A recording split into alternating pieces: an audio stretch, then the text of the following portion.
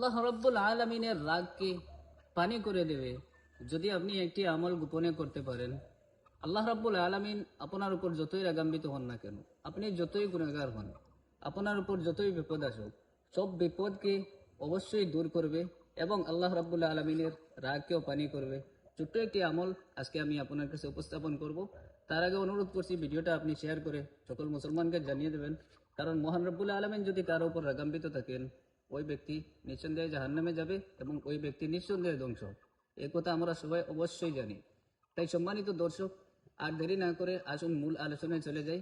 আমি সংক্ষেপে আপনাদেরকে বলতে চাই, ছোট্ট এই আমলটি আপনি কখন করবেন এবং কেমনে করবেন। এই আমলটি করবেন আপনি গোপনে। গোপনে এই আমল, আপনার এই গোপন আমলটা আল্লাহ পাককে আপনার উপর সন্তুষ্ট করবে এবং আল্লাহ পাকের যত রাগ আছে, আপনার যত গুনাহ আছে, আপনার উপর যত বিপদ আছে, সবকিছু দূর করবে।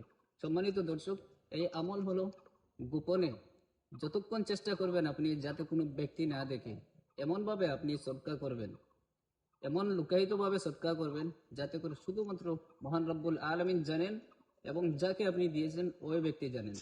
যদি এইভাবে সহি নিয়তে আপনি গোপনে সদকা করতে পারেন, তাহলে আপনার উপর যদি আল্লাহ পাক রাগান্বিত থাকেন, আপনার উপর যদি কোনো বিপদ বা মুসিবত আনেওয়ালা হয়, তবুও এই সদকার বিনিময়ে আল্লাহ পাক আপনার উপর থেকে বিপদও দূর করবেন।